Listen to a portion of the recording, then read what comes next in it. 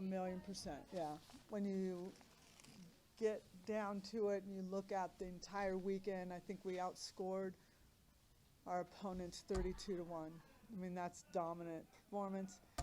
I believe we had no errors again. I mean, they cleaned everything up. That first day, that first game of the first day was not good, and they answered the call since then. So I'm really happy with how we played and got to see a lot of new faces, and I think they really stepped up as well.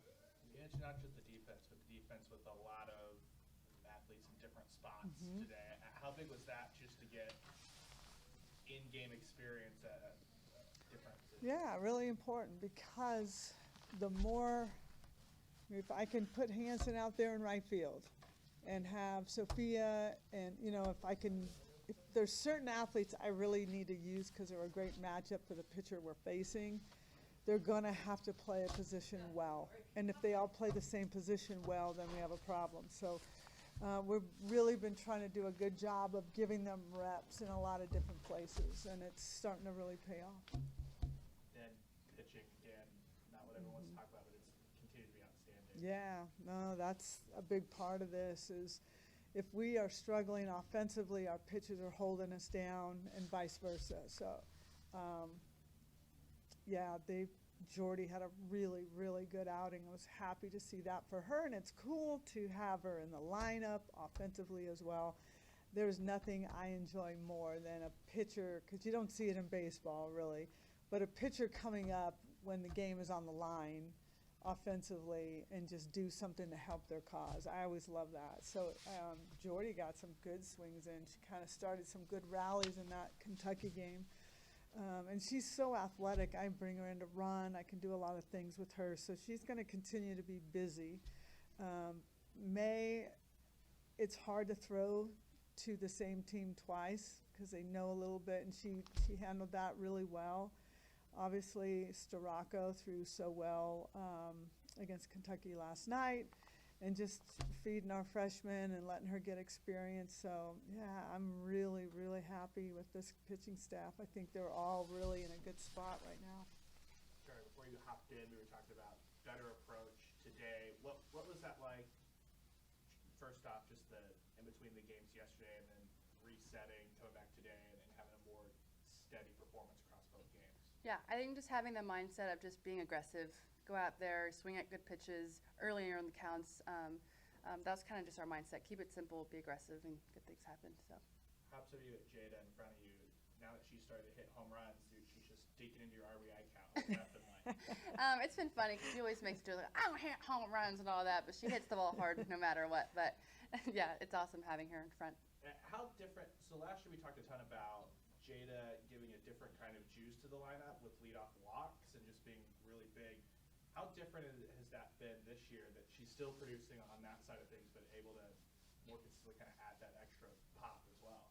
Yeah, I think it just shows that she can do it all. She can take balls, home runs, triples, doubles. She can do everything to get on base. So I think it's a perfect spot for her, but it just helps line up that she can do anything she really wants to at that time.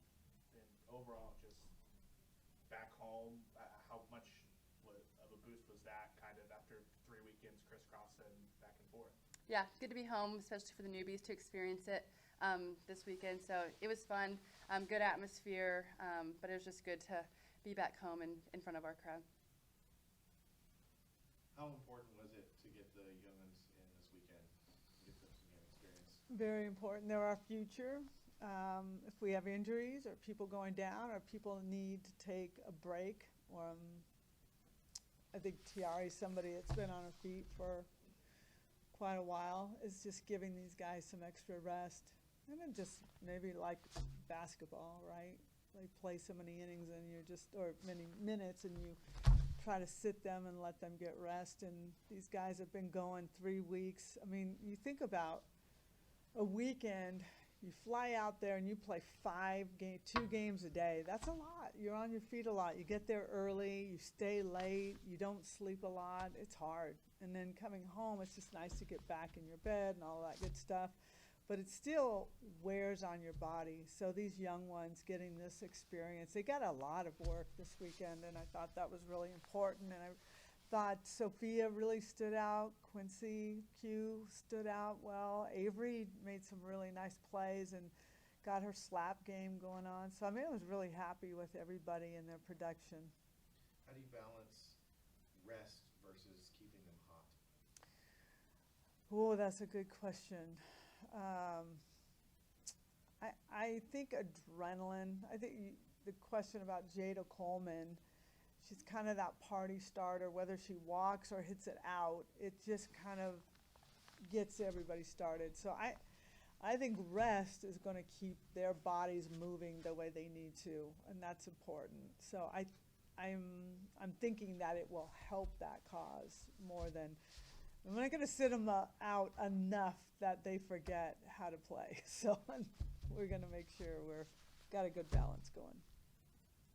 One of the note on Nicole May this year has been absolutely outstanding.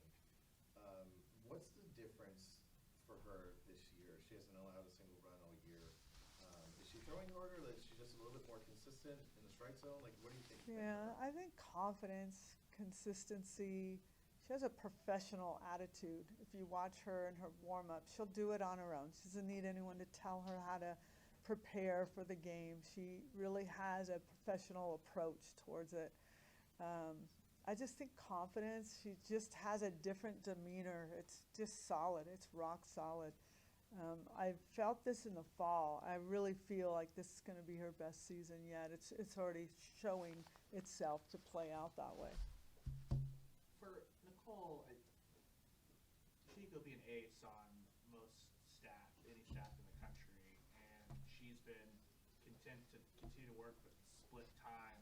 What are those conversations like as far as understanding to the athletes that you're going to get the best out of yourself, knowing that if you can split those innings, things like that, 'cause it's just not super common these days. Yeah, it's always a team approach that we have, rooting for your teammates. I mean, there are a lot of programs where you could probably have some dissension within the pitching staff because somebody gets all the innings and nobody is rooting for, they just, that girl stuff that goes on.